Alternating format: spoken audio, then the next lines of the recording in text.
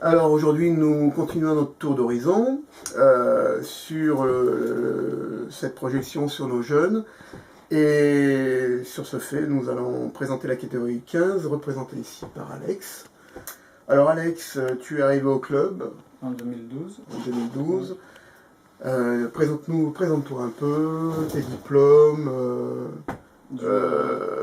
qu'est-ce que Je tu fais m'appelle Da Silva, surtout mon nom de famille. Je suis connu pour Alex voilà, depuis que je joue au ballon. Mhm. Je suis responsable de la catégorie U15. Le groupe 1 évolue en excellence et le groupe 2 en deuxième division.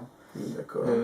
J'ai quelques dirigeants avec moi, Eric Cheneval, Roger Calabrese, Thierry Desmures et Franck Rézeau. Et Franck Rézeau, d'accord.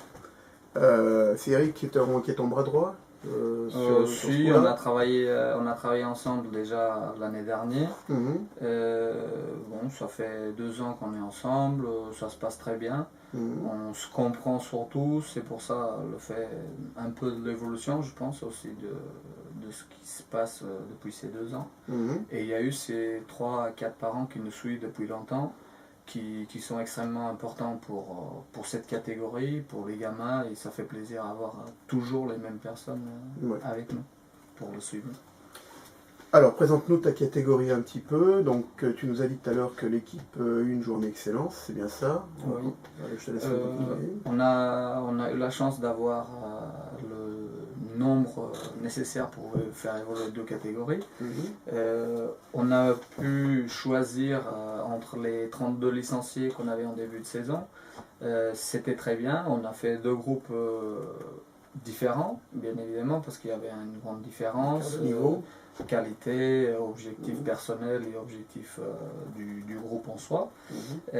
On a en ce moment, c'est bien équilibré et on peut féliciter les 2 groupes, que ça soit voilà, pour un objectif clair et pour un peu pour le loisir et la possibilité de faire du sport à tous les inscrits. L'équipe réserve est composée, j'ai vu, de pas mal de première année, hein, c'est ça, hein? Oui, on a beaucoup de joueurs qui ont démarré cette année. On a d'autres qui sont montés des 13. Et voilà, on essaye de garder les plus jeunes pour l'évolution et pour l'avenir de l'année prochaine.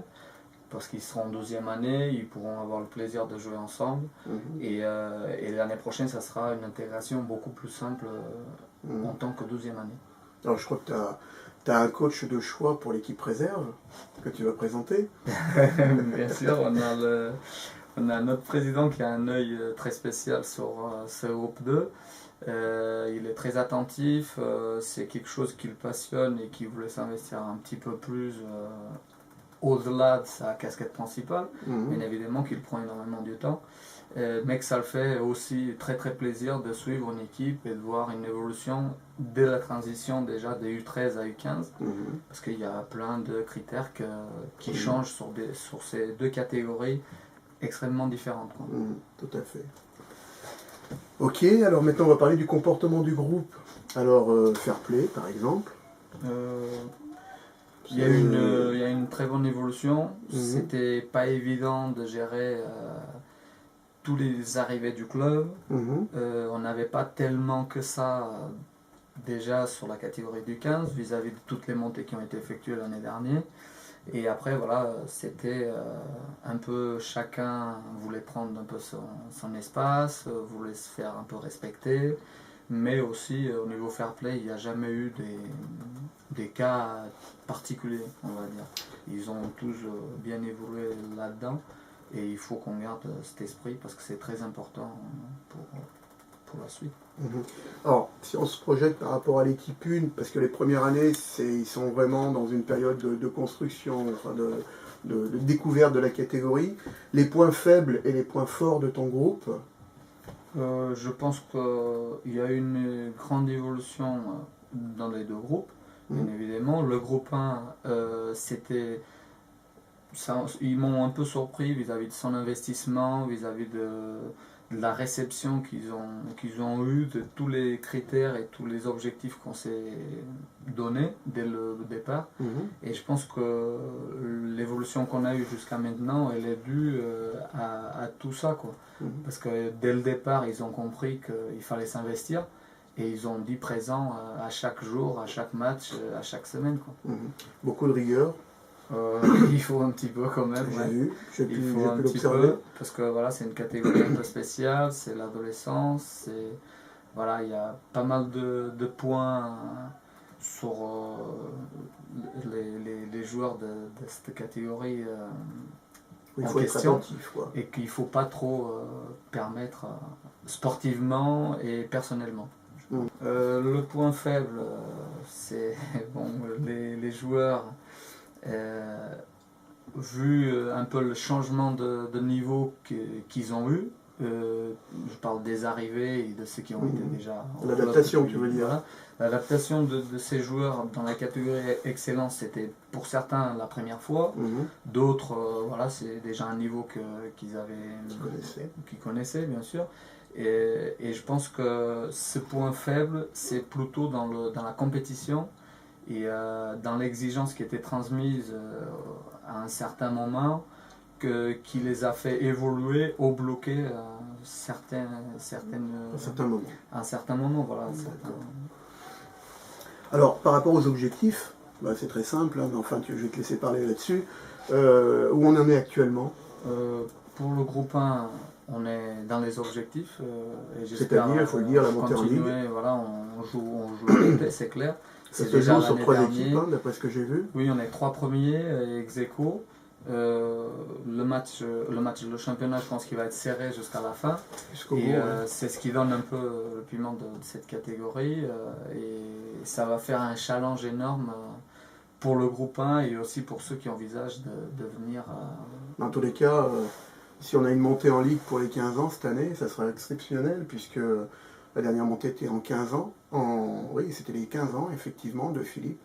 Et cette année, c'est 30 ans du club. Je pense que le président serait heureux. Tout à fait, oui. Ouais. Il y en a eu un peu, comment dire, déjà l'année dernière, c'était un objectif qu'on avait tracé ensemble, qu'on a presque réussi. On a été en tête jusqu'à la fin. Voilà, c'était un peu difficile à gérer, la question émotionnelle, mentale et tout ça. Et cette année, on va essayer de ne pas commettre la même erreur. Alors maintenant, on va parler un petit peu du club et surtout sur les points positifs ou négatifs que tu as pu constater. Qu'est-ce que tu peux nous en dire là-dessus? Moi, déjà, je suis très, très heureux de pouvoir travailler avec ce club parce que dès mon arrivée, ça a toujours bien passé. Le club, il a des grandes infrastructures. Et je pense que déjà cette année, avec l'arrivée du nouveau synthétique, ça peut apporter énormément à toutes les catégories juniors, quoi. Et ça va faire amener beaucoup plus de monde. Les joueurs qui sont là depuis longtemps sont extrêmement heureux parce qu'on avait un gore que malheureusement on était obligé d'utiliser quand les conditions météorologiques ne permettaient pas. Et je pense que tout ça, ça va apporter énormément pour l'avenir du club, pour les 30 ans. Je pense que tout le monde va être content et va pouvoir en profiter et évoluer tout ce qu'on n'a pas pu jusqu'à maintenant. Et donc, au niveau négatif, est-ce que tu as un point précis? C'est pas un point négatif. Je pense que pour l'évolution du club et pour tout ce qu'on demande toutes les années, pour qu'on puisse avoir une dimension beaucoup plus importante au niveau du club en soi, il fallait un peu mettre cet esprit de compétition dès les tout petits. Le club, il a tout pour. On peut aussi être le club phare de la région, je pense, parce qu'au niveau infrastructure, il n'y a pas meilleur. Les dirigeants, tous les bénévoles, tout le monde qui travaille pour le club sont aussi exceptionnels et pour moi il n'y a rien à dire. Et je pense qu'il manque vraiment ce petit point compétiteur. On a besoin de mettre en place dès le début, dès les tout petits, pour qu'on puisse avoir cette dynamique en senior et que le club il parle tous de la même façon. Non. Les équipes seniors sont dans un bon niveau. On peut toujours faire plus. On peut réduire l'écart qui existe entre la 1, la 2 et la 3. Mais je pense que déjà d'une, il faut profiter beaucoup plus de ce qu'on fait en ce moment au niveau des jeunes qu'on fait évoluer toutes les années. Parce que c'est pas normal que toutes les années on regarde la quantité des joueurs qui partent ailleurs en sachant qu'au niveau infrastructure, pour moi, on est très bien équipé. Il n'y a pas mieux à 25 km/h. Voilà. Et je pense que c'est dommage que les joueurs ils arrivent ici, ils ont un bon esprit, ils évoluent, ils deviennent très forts et ils partent ailleurs.